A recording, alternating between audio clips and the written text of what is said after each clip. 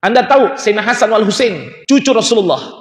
Rasulullah punya anak Fatimah Zahra. Sayyidatina Fatimah Zahra nikah dengan Sayyidina Ali bin Abi Thalib. Punya anak Hasan wal Husain.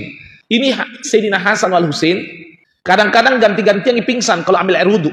Ambil air wudu pingsan. Ditanya sama temannya, "Ya Imam Hasan wal Husain, kenapa Anda ambil air wudu pingsan?" Apa jawabannya? "Bagaimana saya tidak pingsan? So ini wudu detik-detik mau berhadapan dengan pencipta alam semesta." Kira-kira tabe, pernah tidak kita merasa kalau berangkat dari rumah tak ke masjid bukan sekedar menghadap kiblat, tapi merasa mau berhadapan dengan Allah? Alhamdulillah ala ma'atan Allah min ni'matun 'azimah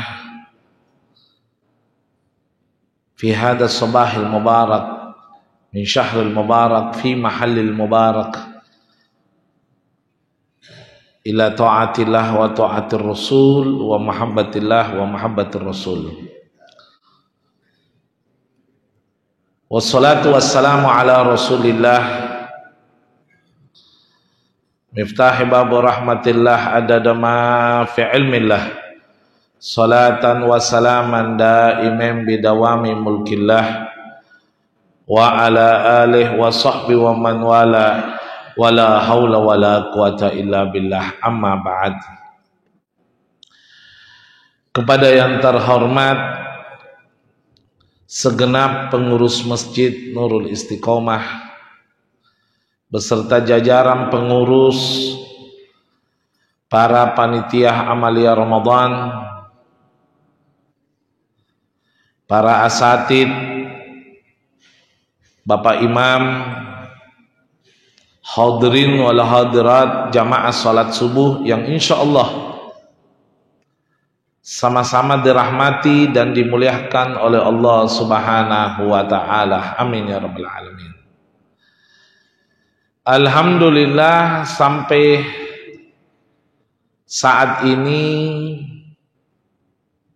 di subuh yang cerah ini, di bulan yang penuh berkah, Allah Subhanahu wa taala masih memberikan kita semangat istiqomah untuk meningkatkan dan mempertahankan kualitas ibadah kita khususnya di bulan suci Ramadan.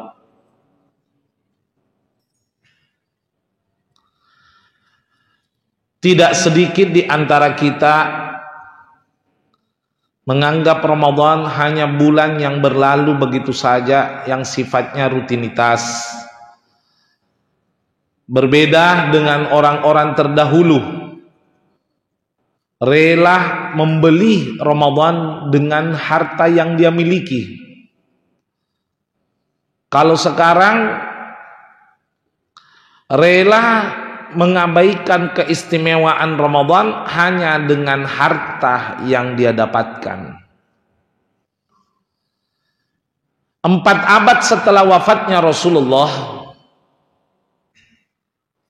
salah satu ulama, Syekh Abdullah bin Husain bin Tahir, beliau itu setiap sudah bekerja mencari nafkah untuk makan dan minum, beliau itu sisanya selain sedekah menabung. Orang Makassar bilang maceling,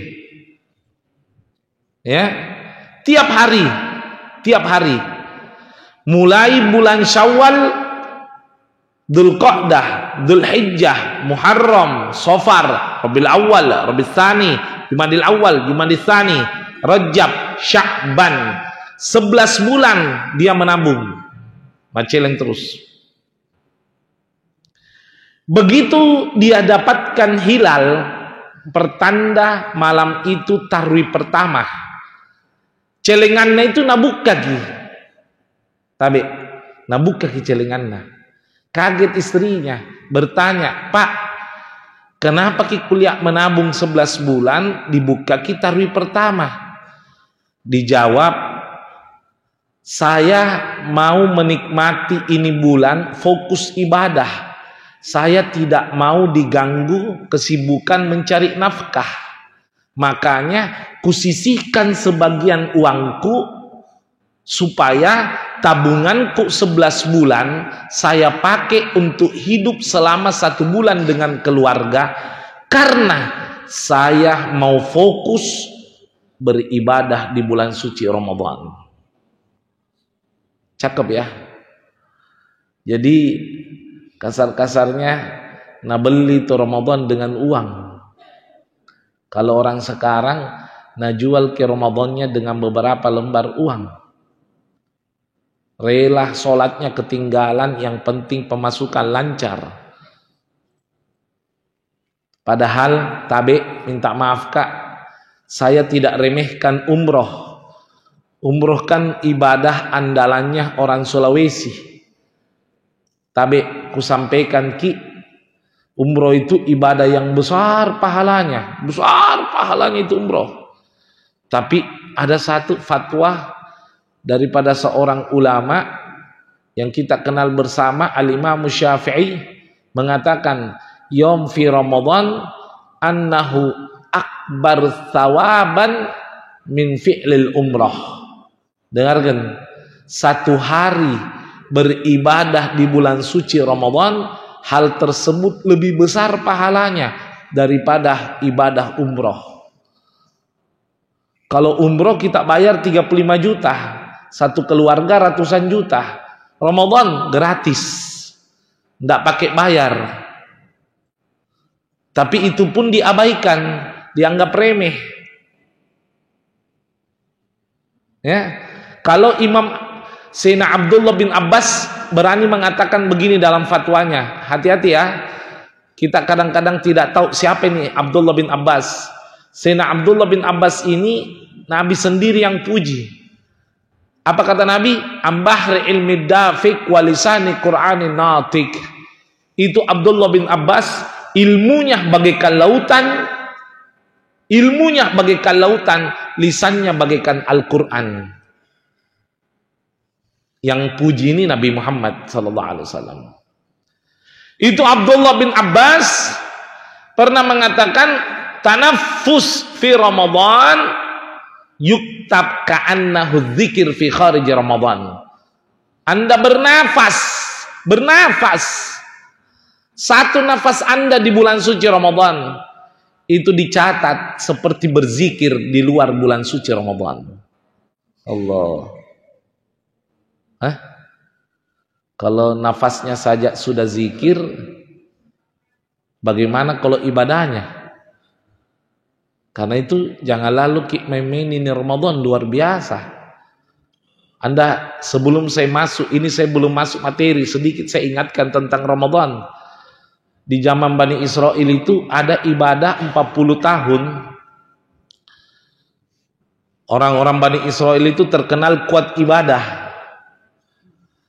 Sujud 40 hari 40 malam, yasjuduna ila rabbih hatta arba'ina ayyam wa layalih. Sujud kepada Allah 40 hari 40 malam. La yarfa' ru'usahum illa lihajati masyaqqah. Tidak naangkat kepalanya kecuali perkara yang mendesak. Sujud terus, kecuali makan, minum, kamar mandi dan lain sebagainya. Selebihnya sujud. Nabi Musa ini bangga, bukan sombong. Dalam tanda kutip bersyukur umatnya seperti itu.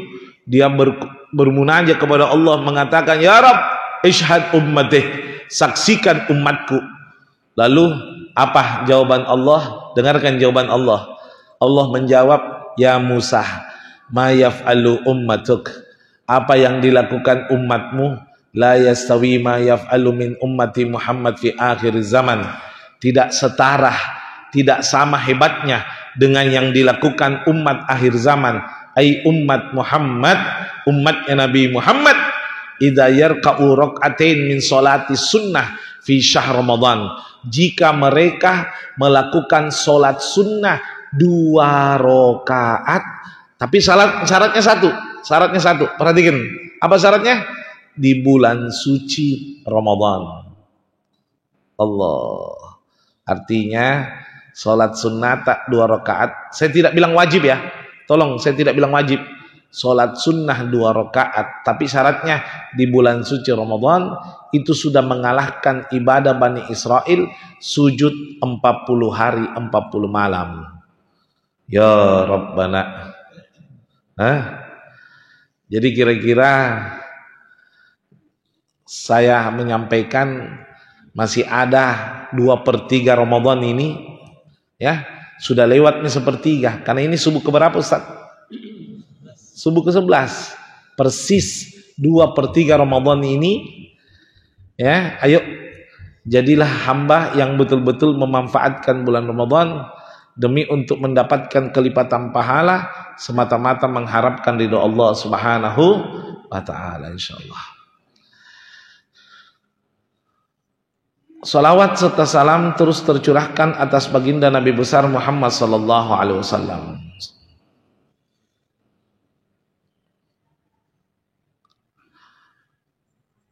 Tidak, bukan pendengaranku jitu, ada yang baca Quran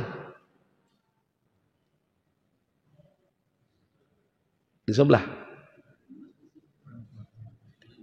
Ibu, baca Quran itu pahalanya besar. Wallahi pahalanya besar. Ya, tapi ada tapinya. Al-mu'min ayyadha'a kulla syai' fi mahallih. Orang mukmin itu orang yang mengaku beriman cenderung meletakkan sesuatu pada tempatnya. Ibu dengar tidak dengar tidak masalah, amplop saya tidak kurang.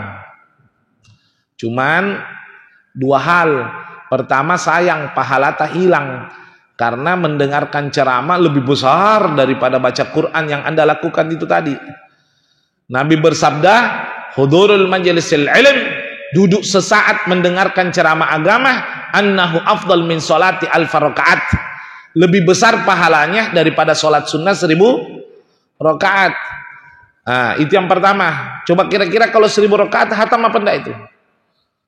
Banyak sekali itu. Ya. Nah, kalau kita baca paling banyak setengah juz. Yang kedua, ketika ada ibadah yang sifatnya berjamaah di masjid, maka ibadah yang individual tidak boleh mengganggu yang berjamaah. Saya ulang ya. Yang individual tidak boleh mengganggu yang berjamaah. Saya kasih contoh.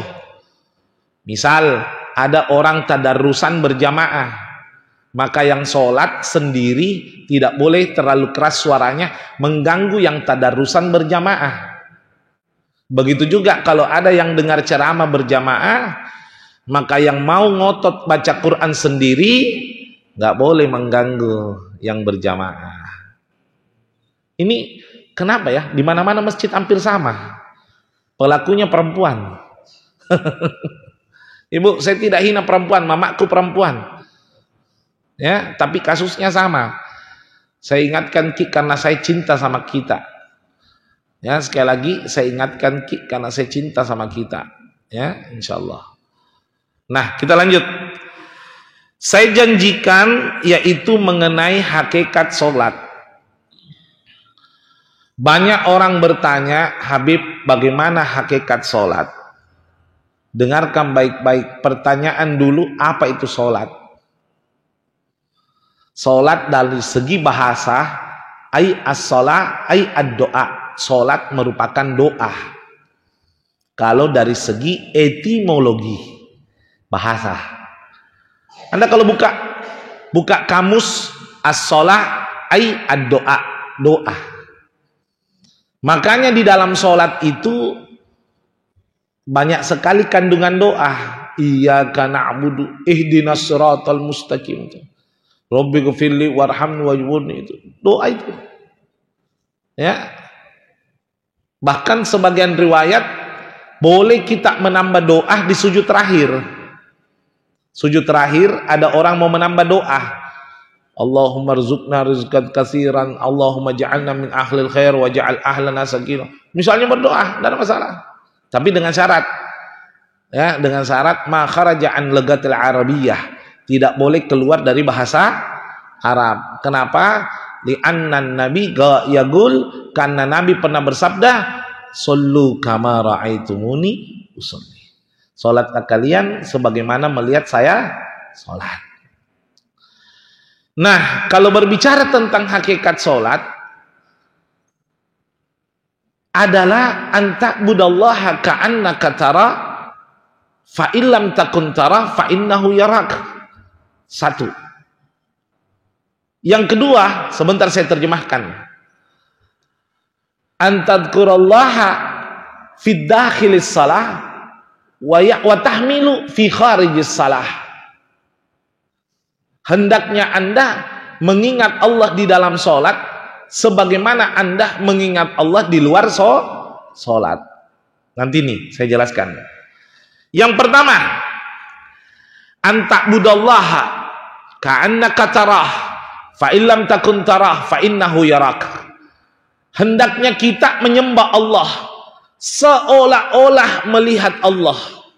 Itu tidak mampu, itu kedudukan para nabi dan para rasul. Jadi kita menyembah ini seolah-olah melihat Allah, berhadapan dengan Allah. Kalau tidak mampu, kata Nabi, fa illam takun tarah, kalau kalian tidak mampu seolah-olah melihat Allah, fa innallaha yarak, yakinilah Allah Subhanahu wa taala melihatmu. Jadi hakikat sholat yang pertama, merasa dipandang oleh Allah. Jadi merasa dipandang oleh Allah. Maaf ya, ini kadang-kadang kita sholat ini ya memang lumrah sih, tidak bisa dipungkiri ya, sulit untuk ingat Allah secara sempurna. Itu merasa dipandang oleh Allah itu sulit. Karena kenapa? Baru kita takbir Allahu Akbar, urusan anak, bisnis ini datang semua. Bahkan kadang-kadang yang kita lupa ingatnya dalam sholat. Ada dulu dua bersahabat ini ngomong sama temannya, salah satunya, qad dalla miftahi, hilangi kunciku. Jadi hilangi kuncina, ya, kuncina hilang. Nah bilang temannya, coba bedeng sholat kedua rakaat, sholat ki Allahu Akbar. Selesai sholat, Nabi bilang, ku dapat nih kunciku. Bayangkan, nah ingat itu gara-gara sholat. Dan itu tidak bisa dipungkiri. Itu tidak bisa dipungkiri. Namun kalau tidak mampu kita mengingat Allah secara sempurna, rasakan bahwa kita lagi dipandang oleh Allah Subhanahu wa ta'ala. Pernah kita lihat orang ikut lomba sholat, Pak? Lihat Miki anak-anak TPA yang ikut lomba sholat. Gayanya cakep. Kenapa? Bagaimana tidak cakep? 4 juri dulu di depannya. Gayanya subhanallah. Nah kalau orang dewasa biar gatal, nah tahan. Pokoknya fokus tempat sujud, nah lihat. Kenapa? 4 juri di depannya. Padahal juri ya kadang-kadang juga terlena dengan penglihatannya. Tapi bagaimana kalau kita rasakan yang memandang itu adalah Allah Subhanahu wa ta'ala. Ya, yang memandang betul-betul Allah. Karena hakikatnya sholat itu kita lagi bicara sama Allah. Coba Miki, iyyaka na'budu wa iyyaka nasta'in. Kita tidak bilang iyahu, kita bilang iyakah. Tahu iyakah? Kepadamu, bukan kepadanya. Kalau kepadanya itu iyahu, itu iyakah, seolah-olah kita bilang kepada tak saya menyembah, kepada tak saya memohon pertolongan. Lagi ngomong sama Allah. Karena memang sholat ini kita berhadapan sama Allah. Dikatakan as-sholah mi'rajul mu'minin. Sholat itu mi'rajnya orang mukmin. Anda tahu Sayyidina Hasan wal Husain, cucu Rasulullah. Rasulullah punya anak Fatimah Zahra. Sayyidatina Fatimah Zahra nikah dengan Sayyidina Ali bin Abi Talib. Punya anak Hasan wal Husain. Ini Sayyidina Hasan wal Husain kadang-kadang ganti-gantian pingsan kalau ambil air wudu. Ambil air wudu pingsan. Ditanya sama temannya, ya Imam Hasan wal Husain, kenapa Anda ambil air wudu pingsan? Kenapa kalau ambil air wudu pingsan? Apa jawabannya? Bagaimana saya tidak pingsan? So ini wudu detik-detik mau berhadapan dengan pencipta alam semesta. Coba lihat itu. Ini wudhu detik-detik saya persiapan berhadapan dengan pencipta alam semesta. Kira-kira tabe, pernah tidak kita merasa kalau berangkat dari rumah tak ke masjid bukan sekedar menghadap kiblat, tapi merasa mau berhadapan dengan Allah? Pernah kita merasa seperti itu? Ada pak sahabat tabe Abu Tolha. Abu Tolha itu terkenal di masyarakat orang mampu. Kenapa? Kalau pergi sholat bajunya selalu bagus, bersih. Ternyata waktu meninggal istrinya beli kain kafan saja tidak ada uang. Apa kata Rasulullah? Hada Abu Tolha akramullahu alaih. Abu Tolha ini dimuliakan oleh Allah. Kenapa? Li'anna yukrimullah. Dia memuliakan Allah subhanahu wa ta'ala. Karena kenapa? Artinya apa? Kalau sehari-hari bajunya biasa, tapi kalau masjid serius ki. Kenapa? Ditanya Abu Tolha, ya Abu Tolha, bajumu selalu istimewa kalau mau pergi masjid. Apa jawabannya? Bagaimana tidak? Saya ini detik-detik mau berhadapan dengan pencipta alam semesta. Pernah tidak kita rasakan seperti itu? Makanya hakikat sholat itu adalah yang pertama, rasakan diri Anda lagi berhadapan dengan Allah subhanahu wa ta'ala. Kadang-kadang kan manusia ini pak sholat seolah-olah sekedar menggugurkan kewajiban. Allahu Akbar, Assalamualaikum, selesai. Artinya lewat begitu saja. Pernah tidak kita rasa gini-gini? Maksud saya gini, saya tidak menyuruh Anda menghayal ada Allah di depan Anda, tidak. Hakikatnya sholat itu kan berhadapan dengan Allah. Minta maaf ini, ya, subhanallah. Yang kedua, hakikat sholat yang kedua adalah berusaha mengingat Allah baik dalam sholat maupun di luar sholat. Tabe. Kenapa hakikat sholat membahas mengingat Allah di luar sholat? Pak, kalau sudah mikir sholat subuh, misal saya ini sudah sholat subuh, keluar di masjid, lalu ada perempuan cantik, tidak ada orang, kuliah ki, weh cantik nah.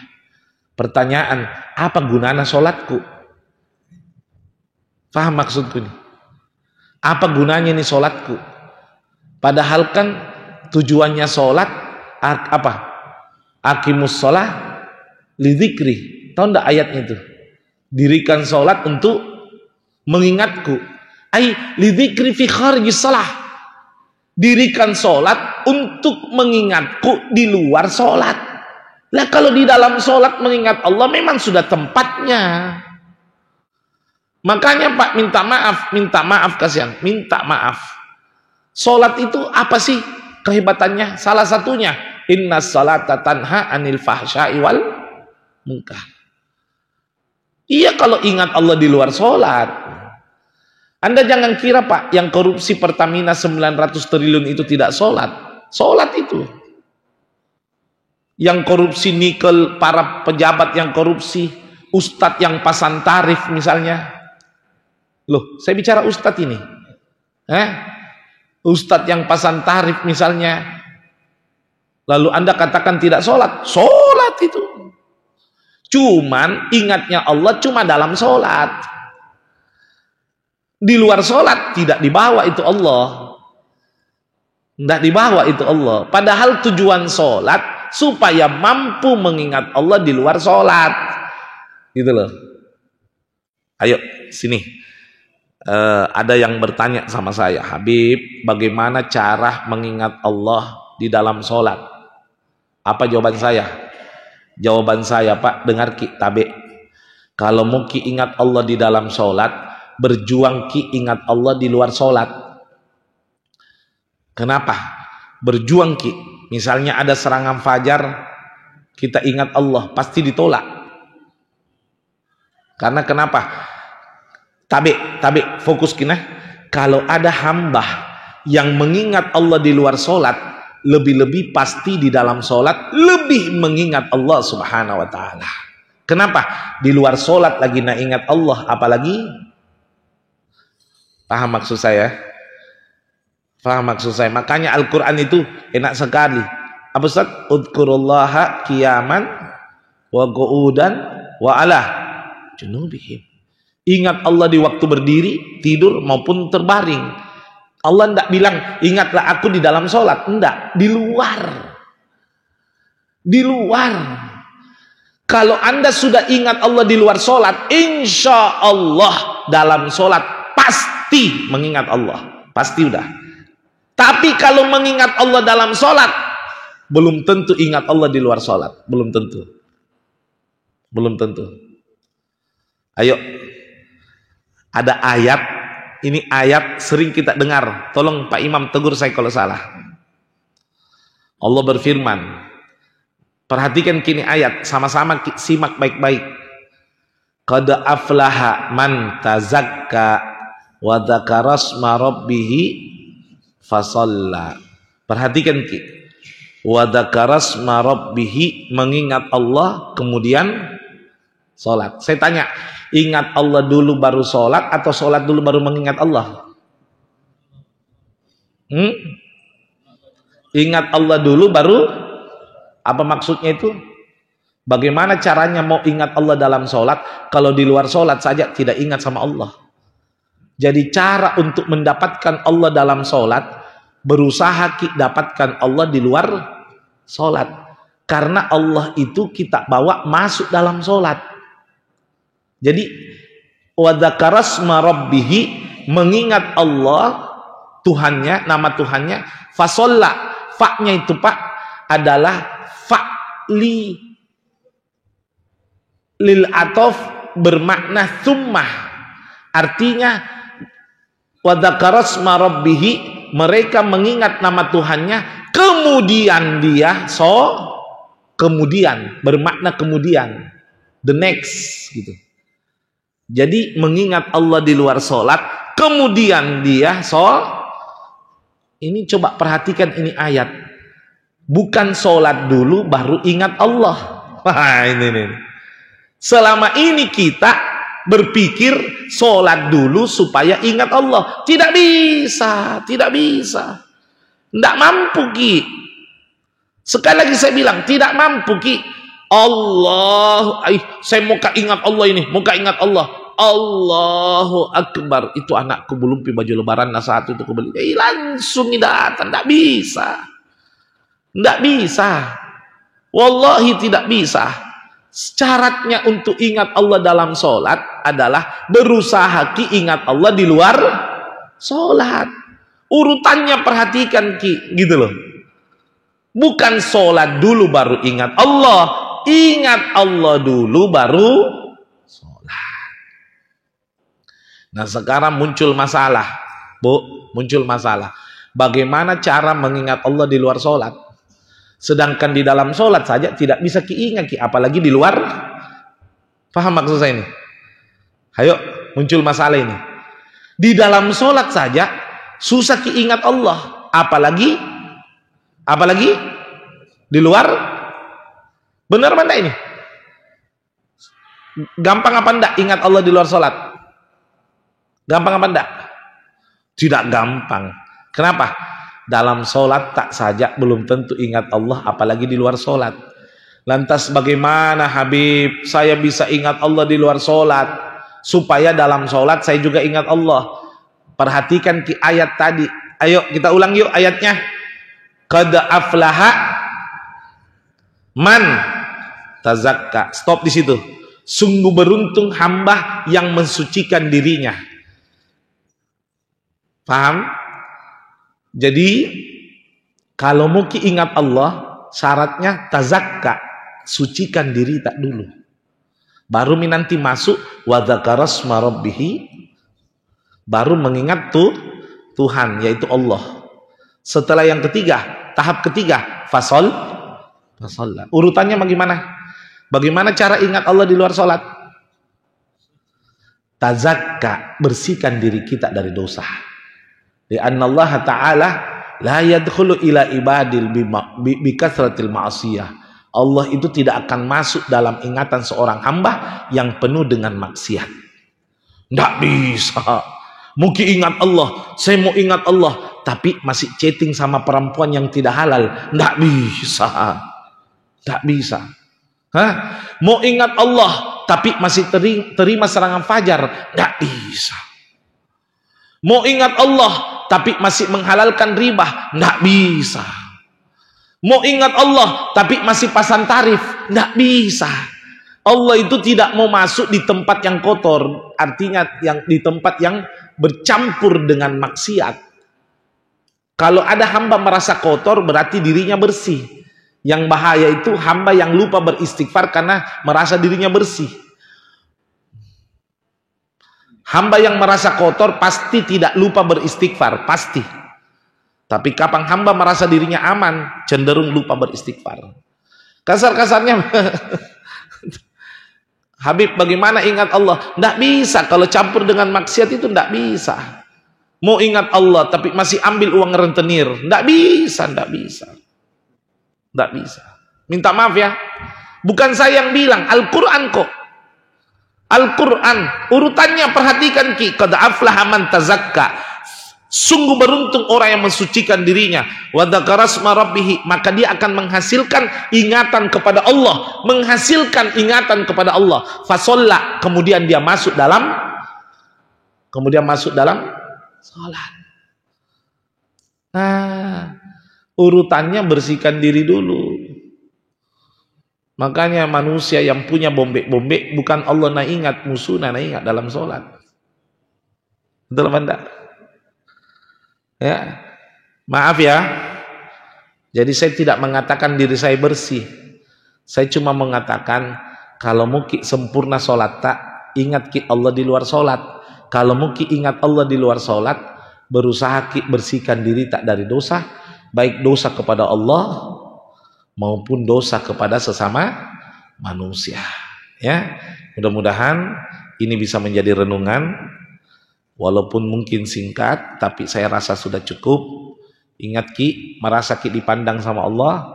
Tadi yang pertama. Yang kedua, berusaha mengingat Allah di luar salat dengan cara membersihkan diri, maka niscaya kita akan mengingat Allah di dalam salat. Mungkin ada sesi tanya jawab, Ustaz. Silahkan, mungkin Anda mau bertanya.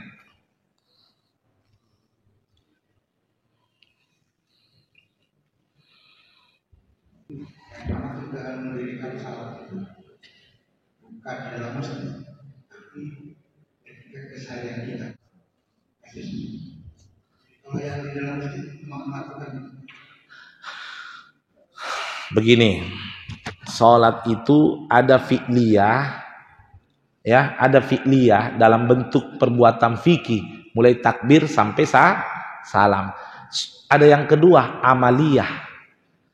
Amaliyah itu bagaimana sholat itu betul-betul ada 24 jam dalam diri kita gitu. Jadi fi'liyah wa amaliyah. Kadang fi'liyah belum tentu amaliyah, tapi kalau amaliyah pasti melalui fi'liyah tadi. Cakep. Jazakumullah. Ada lagi? Ya. Oh ya, silakan. Ya. Tadi itu mengingat Allah, saya selalu bertanya apanya yang diingat. Bagus. Cakep. Bagus itu. Bertanya itu meningkatkan kualitas ilmu. Perhatikan, ada ulama pernah mengatakan seperti ini, Pak. Al-ilmu sunduk was su'alu miftah. Ilmu itu bagaikan laci, sedangkan bertanya adalah kuncinya. Jelas ya? Nah, pertanyaan Bapak ini membuka laci yang belum saya buka. Kan gitu ya? Nah, pertanyaan, apanya yang kita ingat? Tadakkar fi mahlukih la tadakkar fi dzatih. Ada satu pemahaman hadis, walaupun riwayatnya itu hasanus sahih. Renungilah ciptaan Allah, jangan kau renungi zatnya Allah. Tidak boleh. Zatnya Allah tidak boleh direnungi. Ciptaan Allah. Tapi dalam solat ataupun di luar solat, mengingat Allah bukan mengingat zatnya, mengingat kalau kita lagi dipandang oleh Allah. Itu di situ. Mengingat kalau kita lagi dipandang oleh Allah. Bukan mengingat Allah gitu. Kasar-kasarnya begini. Saya belanja di Indomaret, muka mencuri. Tapi jangan disebarkan contoh gini. Muka mencuri, ada CCTV. Tidak jadi. Saya bukan ingat yang mengendalikan CCTV. Saya mengingat kalau saya lagi dilihat gitu. Mengingat kalau lagi dipandang gitu. Makanya yang pertama tadi itu merasa dipandang oleh Allah dimanapun berada. Saya kasih contoh, ada riwayat begini. Pesantren, dengar Ki, pesantren ini banyak santrinya. Ada satu murid ini diistimewakan melebihi murid yang lain. Murid yang lain demo kecil-kecilan nih. Ya istilah demo Pak Haji datang. Pak Kiai, kenapa Kina? Kami semua datang mau minta keadilan. Oh, apa itu? Kenapa lebih dicintai itu murid tak yang satu daripada kami semua? Oh, nak bilang Pak Kiai, oh bagus. Begini, kalau mau kau tahu jawabannya, besok subuh datang kau bawa ayam tangan kiri, pisau tangan kanan. Mau apa Pak Kiai? Jangan kau banyak bicara, laksanakan saja. Nah, laksanakan besok subuh, semua murid, baik yang diistimewakan maupun yang umumnya, bawa ayam tangan kiri, pisau tangan kanan. Lalu Kiai mengatakan, sekarang lanjutkan perintah kedua, potong itu ayam di tempat tidak ada satupun. Ini perhatikan, potong itu ayam di tempat tidak ada satupun yang melihatmu. Nah, ada satu, semua potong. Ada yang potong di kamar mandi, di bawah ranjang, dalam lemari, dalam semak, tengah laut, dalam goa, macam-macam. Semua potong. Kecuali murid yang paling disayang tidak nak potong itu ayam. Bah, diketahui. Syekh, itulah murid yang Anda idolakan, tidak nak potong itu ayam. Nah bilang syekhnya, jangan kau buru-buru jelek-jelek kangi. Tanya ki dulu apa penyebabnya. Nah tanya mi, nak sini kau dulu nak. Kenapa kau tidak potongin? Aku suruh kau potongi. Syekh maaf kak, tidak bisa kak. Kenapa? Disuruh kak potong di tempat tidak ada yang lihat kak. Mau kak potong di kamar mandi, ada Allah lihat kak. Di bawah ranjang ada Allah, di goa ada Allah, di semak ada Allah, di hutan ada Allah, di mana-mana ada Allah yang lihat kak. Jadi dia mengingat Allah dalam tanda kutip, dia mengingat bahwa dirinya dipandang oleh Allah. Di situ dipahami ya. Mengingat kalau dipandang oleh Allah. Tidak boleh kita mengingat bentuknya Allah, zatnya Allah. Ya, dikatakan salah satu yang merusak keimanan kita jika merenungi zatnya Allah. Yang disuruh renungi ciptaan Allah. Boleh, kalau merenungi ciptaan Allah boleh, tapi kalau zat tidak boleh. Ya, itu. Jelas Pak Haji? Cukup ya. Itu. Karena kalau kita memaksakan apanya yang diingat, nah belum pergi ketemu. Bagaimana mau mengingat sesuatu yang belum pernah kita jumpai? Besok kita ingat kak, masih wajar karena masih kelihatan ya. Itu. Jelas ya? Nah, itu. Ada pertanyaan? Oh iya, silakan Pak. Terima kasih Ustaz. Iya. Assalamualaikum warahmatullahi wabarakatuh. Waalaikumsalam warahmatullahi wabarakatuh. Mengenai hisab, ini seperti hisab sholat. Kenapa disimpulkan bahwa kalau sholatnya bagus akan baguslah segala Ya. Amal ya. apa hubungan antara ibadah sholat dengan ibadah lain? Itu yang itu berat.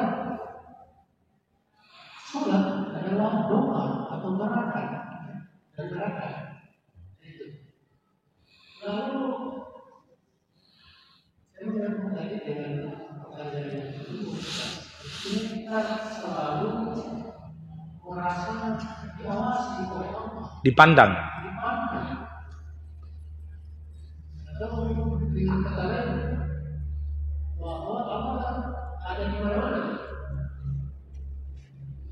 Nah, untuk menghadirkan itu apa Ustaz? Saya katakan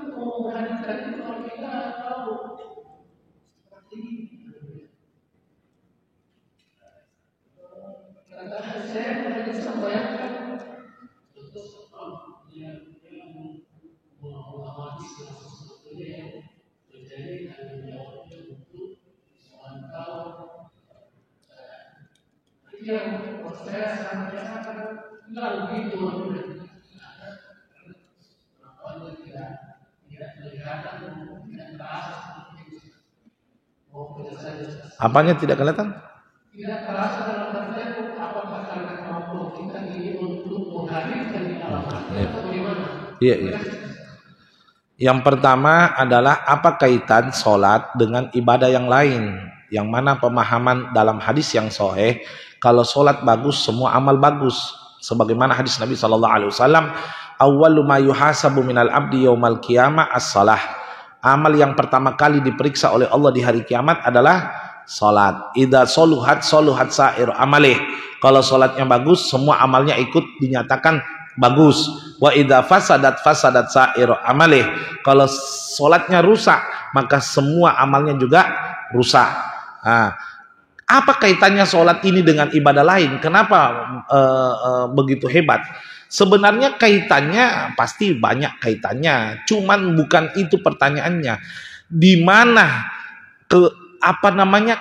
apa keistimewaan sholat sampai Allah seolah-olah menjadi syarat mutlak sholat bagus, semuanya bagus, begitu ya. Gini, tapi kita perhatikan kapan-kapan hamba bagus sholatnya, tanda kutip, karena ada orang ini sekali lagi ya, fi'liyah wa amaliyah, artinya sholatnya betul-betul dibawa dalam bentuk amaliyah. Maka jangan tanya zakatnya, nggak usah tanya. Orang yang bagus sholatnya, jangan tanya zakatnya. Kenapa?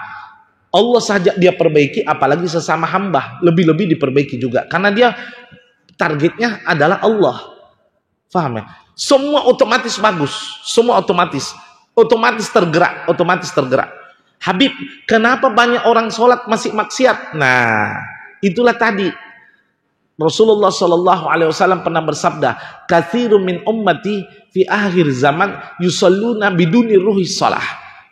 Betapa banyak umatku di akhir zaman mereka sholat tanpa disertai ruhnya sholat. Jadi sholat tidak ada ruhnya. Lah kenapa bisa? Man shalla biduni ruhi shalah ka'annahu yuhdi ila Allahil maitah. Barang siapa yang sholat tanpa ruhnya sholat, seolah-olah dia menyerahkan kepada Allah berupa bangkai. Tidak tambah dekat tapi tambah maksiat kepada Allah. Sudah jelas Allah menyatakan inna sholata tanha anil fahsya'i wal munkar. Anda tahu kalimat ini Pak? Sesungguhnya sholat mencegah dari perbuatan keji dan mungkar. Artinya sholat itu membawa perbuatan yang tidak keji dan tidak mungkar. Bisa dipahami? Saya kalau balik ini kalimat, saya ulang ya. Sesungguhnya sholat mencegah dari perbuatan keji dan mungkar. Berarti boleh kita artikan sholat membawa seseorang melakukan perbuatan tidak keji dan tidak mungkar. Berkat sholatnya zakatnya bagus. Berkat sholatnya silaturahminya bagus. Berkat sholatnya akhlaknya bagus. Berkat sholatnya haji umrohnya bagus. Berkat sholatnya puasanya bagus. Karena sholat membawa orang ke perbuatan yang tidak keji dan tidak mungkar. Otomatis sholat itu dikatakan dalam riwayat miftahul ibadah. Kunci diterimanya ibadah melalui sholat. Karena dengan sholat semua akan bagus. Ada orang haji umrohnya bagus, tapi sholat belum tentu bagus. Banyak ya? Banyak ya? Umroh bolak-balik, sholat berantakan. Banyak. Ada orang zakatnya bagus, tapi sholatnya berantakan. Ada orang puasanya bagus, tapi tidak sholat. Banyak. Tapi jarang orang sholat, tidak puasa. Karena kalau sholatnya bagus, pasti puasa, pasti zakat, pasti haji, pasti umroh, pasti akhlaknya bagus. Karena sholat ini membawa dia melakukan perbuatan yang lebih bagus, lebih banyak dari sebelumnya. Itu tadi. Efeknya itu sholat, efeknya sholat. Gitu. Jelas ya? Nah, itu. Yang kedua, kadang saya Ustadz mengingat, kadang saya merasa dipantau, kadang juga terlupa. Kita manusia biasa. Allah itu tidak cinta orang bertobat. Saya ulang, perhatikan. Allah tidak cinta orang bertobat, tapi Allah cinta orang yang banyak bertobat. Beda itu. Karena kenapa? Allah seolah-olah tahu kalau kita banyak kesalahan. Innallaha yuhibbut tawwabin. Perhatikan itu. Tawwabin. Kalau seandainya bunyi ayatnya, sesungguhnya Allah mencintai orang bertobat, bunyi ayatnya begini, innallaha yuhibbut taibin. Anda tahu taib? Taib itu hamba yang bertobat. Tawwab, banyak bertobat. Allah cinta bukan orang yang bertobat, tapi Allah cinta kepada orang yang banyak bertobat. Artinya memang kita ini Sumyal insan li'annahu makhallal khata' wan nisyan. Dikatakan manusia karena manusia itu tempatnya lupa dan tempatnya salah. Nah, kapan-kapan misalnya Pak Haji lepas dari rel, tobat. Lepas dari rel, tobat. Terus yang penting tidak ada unsur kesengajaan keluar dari rel gitu. Ya, jelas paham maksud saya sini ya. Tidak ada bilang orang itu saya ini tidak ada salahku. Detik itu bersalah karena sombong bagian dari kesalahan. Itu jelas ya. Ada pertanyaan? Ya, silakan Pak Haji.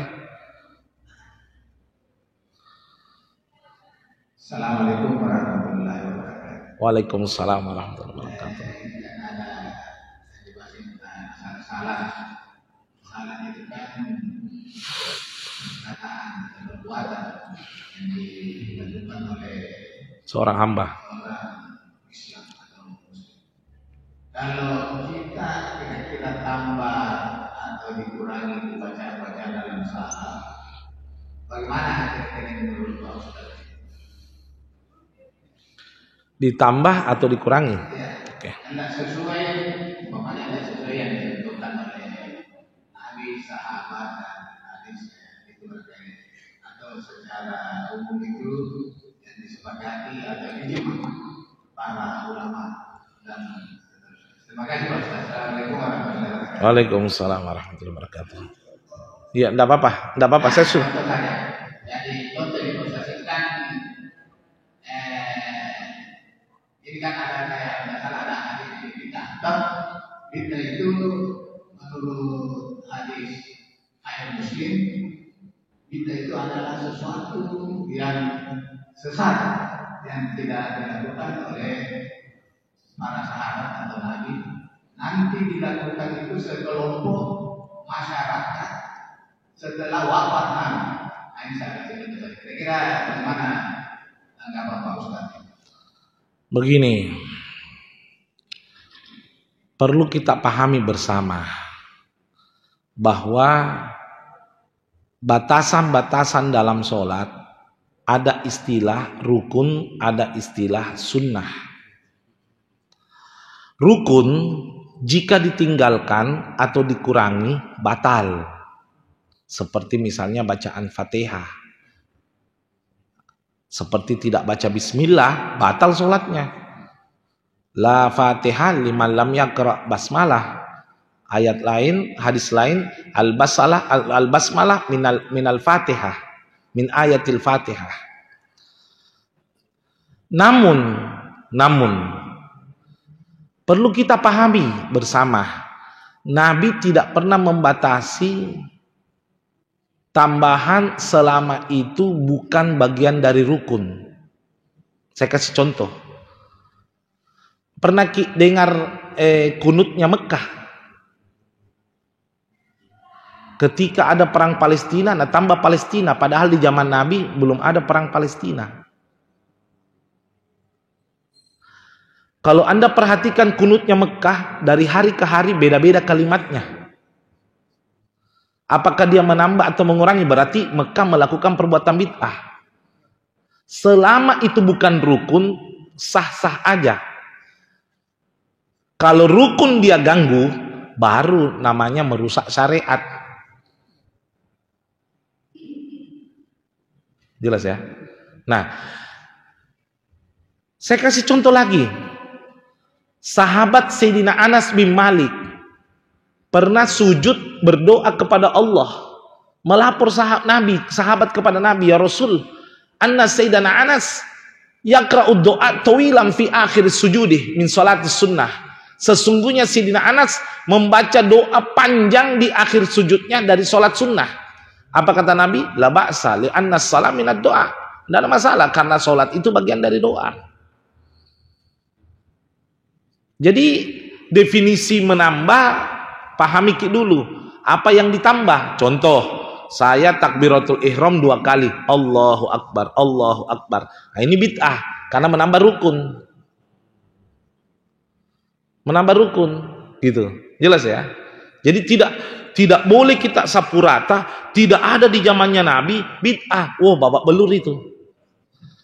Perlu kita garis bawahi mana syariat, mana syiar. Ini perhatikan. Ini banyak manusia tidak tahu ini. Banyak manusia tidak tahu bedakan ini, syariat sama syiar. Boleh saya bahas? Syariat adalah maja'a anillahi wa rasuli fi kitabillah wa sunnatur rasul imtithalul amr wastinabun nawahi. Syariat adalah apa yang datang dari Allah dan Rasulnya melalui Al-Quran dan hadis, yaitu berupa perintah melaksanakan perintah dan menjauhi larangan. Contoh, sholat tarawih syariat, sholat Jumat syariat, dilarang minum khamar syariat. Itu syariat, itu perintah dan larangan bersumber dari Al-Quran dan hadis. Itu pun tidak boleh mutlak harus dari Al-Quran dan hadis. Contoh, narkoba belum ada di Al-Quran, itu narkoba. Heroin tidak ada di Al-Quran, cuman dikiaskan, ada namanya kias. Apa yang serupa dengan khamar, kullu muskirin haramun, semua yang memabukkan haram, dikiaskan narkoba juga haram. Itu syariat, itu namanya kias. Nah, sekarang syiar. Apa itu syiar? Dengar ki syiar. Ma fa'alal abad. Apa yang dilakukan seorang hamba. Dengarkan. Ini, ma fa'alal abad. Apa yang dilakukan seorang hamba. Biniyatil ibadah. Dengan niat ibadah. 1. Li ziyadatil ilm. Menambah ilmu. 2. Li ziyadatil thawab. Menambah pahala. 3. Ittisal silaturahim. Menyambung silaturahmi. Tabe, Pak Haji. Tabe, sholat tarawih itu syariat. Tapi ceramah tarawih tidak ada di zaman Nabi. Saya berani bersumpah kalau ada ceramah tarawih di zaman Nabi, berhenti Kak mau jadi ceramah sampai mati. Tidak ada. Lah, sholat tarawih itu syariat. Adapun ceramahnya syiar. Itu contoh itu. Ada lagi contoh. Khutbah Jumat. Di sini berapa kali azan? Oke, perhatikan. Di zaman Nabi azannya 1 kali, itu syariat. Kenapa ada masjid 2 kali? Perhatikan, karena jangan sampai kita ini mengatakan azan 2 kali bid'ah. Lah Mekah juga 2 kali azan kok. Mekah itu Pak bikin kaget, kadang 2:30 azan kalau Ramadan. Nah, kasih bangun orang tahajud. Padahal di zaman Nabi tidak ada azan 2:30. Tapi itu syiar, bukan syariat. Nah, saya kasih contoh. Al-Imam Hasan Al-Basri, muridnya Sayyidina Ali bin Abi Thalib, nah lihat ki laki-laki suka lambat datang Jumatan. Al-lambatu wal marqu wal diterasu wal malasu, lambat. Nah lihat ki Imam Hasan Al-Basri, enggak cocok ini. Akhirnya Imam Hasan Al-Basri waktu itu memfatwakan adakan azan litambih, peringatan syiar. Itulah azan pertama sebelum khotib naik di atas mimbar. Azan pertama itu syiar, azan kedua syariat. Contoh lagi, orang meninggal, kita datang berbondong-bondong bawa makanan, bawa amplop, meringankan beban, membantu pemandian, pengkafanan, sholat, penguburan. Itu namanya takziah. Takziah berasal dari bahasa Arab azzayu azzi takziatan, memuliakan atau berbagi duka, sunnah atau bahkan fardul kifayah. Tapi ada ceramah 3 hari. Apa itu? Syiar, bukan syariat. Barang siapa yang mengatakan ceramah tarawih syariat, bid'ah. Tapi kita tidak pernah mengatakan syariat. Habib, tapi itu kan mengada-ngada. Ceramah subuh ini mengada-ngada juga. Tidak ada di zaman Nabi ceramah subuh. Ceramah subuh ini mengada-ngada, tapi karena ini syiar, boleh-boleh saja.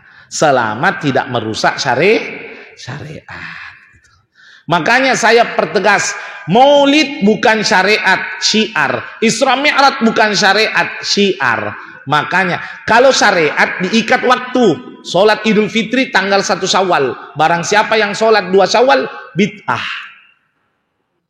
Tapi maulid nggak ada ikatannya. Nggak ada. Maulid itu hakikatnya mengadakan pengajian, kegiatan keagamaan, menambah pemahaman umat tentang siapa Nabi Muhammad SAW, bagaimana riwayat kelahiran. Itu syiar.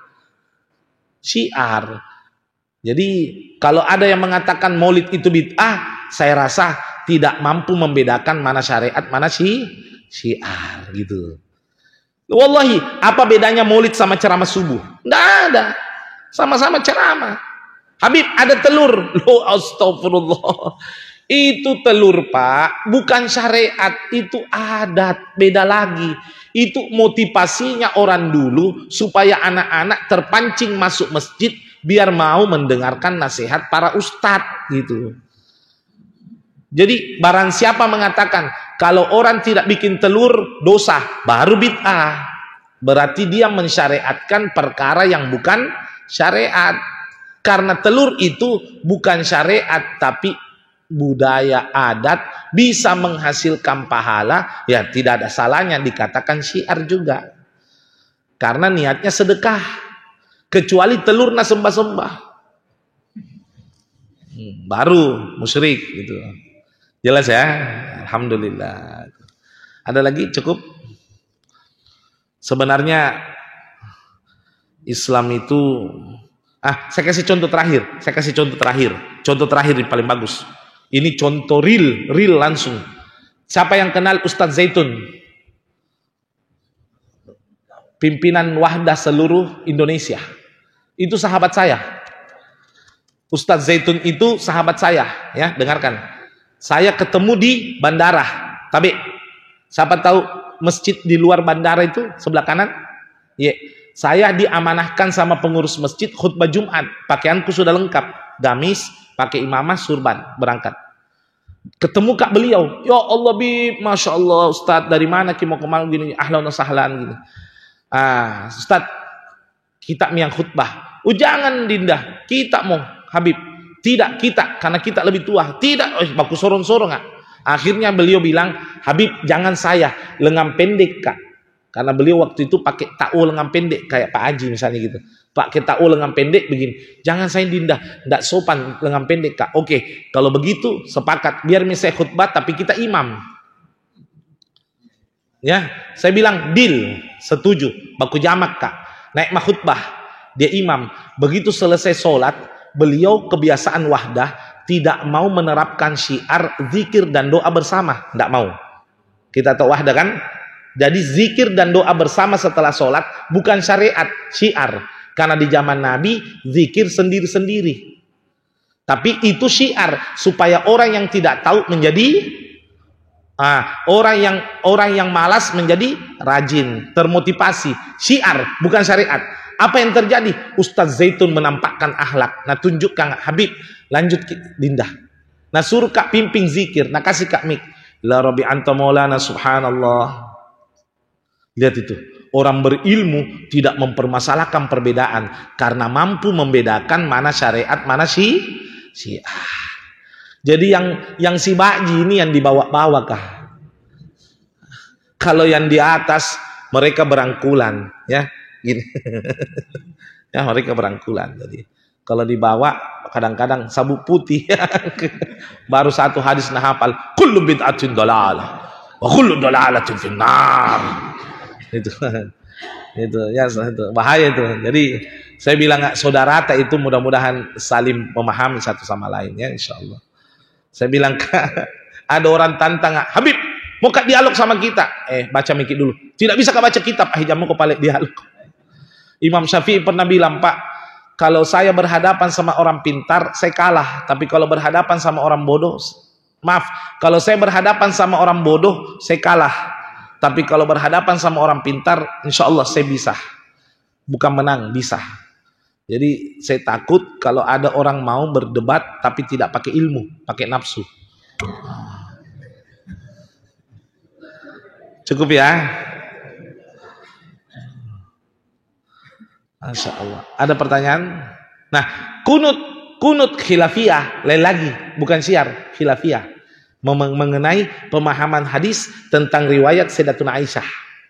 Karena Sayyidatuna Aisyah mengatakan, ra'aitun Nabi yaknutu. Tapi dijabarkan sama ulama. Imam Malik mengatakan, nanti ada musibah di daerah situ baru kunut. Kalau Imam Syafi'i mengatakan musibah yang menimpa umat Islam dimanapun berada. Dan itu tidak pernah berakhir. Buktinya kemarin di Bogor, kemarin di Palestina, Suriah. Sehingga Imam Syafi'i kunut, Imam Malik tidak kunut. Itu namanya khilafiyah. Khilafiyah ini menyangkut pemahaman tentang tafsir hadis ilmu fikih. Asal anunya istimbat min usuliddin. Tinggi lagi pembahasannya. Tinggi lagi. Jangan katakan yang kunut itu salah, yang tidak kunut salah. Tidak boleh, Ki. Karena Imam Malik orang berilmu, tebal ilmunya. Karena berkeyakinan nanti musibah terkena di Makassar baru kunut. Namanya itu istilah kunut nazilah. Tapi kalau Imam Syafi'i, dimanapun musibah menimpa umat Islam, kita tetap disunahkan kunut. Itulah yang dilakukan di masjid ini. Bermadhab Imam Syafi'i. Lain lagi pembahasannya itu. Bukan masalah syiar, tapi masalah khilafiyah. Seperti yang diamanahkan sama Ustaz Zaitun tadi. Cukup? Wallahu a'lam bishawab. Insyaallah mudah-mudahan ada manfaatnya. Insyaallah Habib upayakan sebelum lebaran sudah tayang podcast. Habib adakan podcast, Habib sendiri yang bertanya untuk mengambil hikmah dari peristiwa-peristiwa yang terjadi di sekitar kita. Terima kasih, doakan semoga lancar. Sekali lagi ya, mohon maaf jika ada kekurangan dan kesalahan. Doa Ustaz. Doa. A'udzubillahi minasyaitonirrajim. Bismillahirrahmanirrahim. Alhamdulillahirabbil alamin. Allahumma shalli wa sallim ala sayyidina Muhammad wa ala sayyidina Muhammad. Allahumma shalli ala afiyah wal mu'afati daima fid din wad dunya wal akhirah. Allahumma anta ta'lamu alam kaifa haluna wa hajatuna faqdi jami' hajatina fid dunya wal akhirah wa yassir lana jami' umurina fid dunya wal akhirah. Allahumma arinal haqqa haqqan warzuqna tiba'ah wa arinal batil batila warzuqna sinabah. Allahumma ja'al hadha Ramadan li usulihi ridha illahi wa rasulih. Allahumma ja'al hadha Ramadan min a'malina maqbula wa da'ina mustajab wa dhunuba maghfurah warzuqna fi akhir ya Allah lailatul qadar khairan min alfi syahr. Allahumma farik al-furqan wa muzil al-Qur'an bil hikmati wal bayan barikillahumma lana fi syahr Ramadan waj'al ahlana sakinah mawaddah rahmah wa auladana waladan salih binta salih al-barri wa di salamatan fid dunya wal akhirah. Rabbana ighfir lana wa liwalidina warhamhuma kama rabbayana shaghira. Rabbana atina fid dunya hasanah wa fil akhirati hasanah wa qina adzabannar. Sallallahu ala sayyidina Muhammad wa alihi wasallam. Walhamdulillahirabbil alamin. Sir wa asraril Fatihah.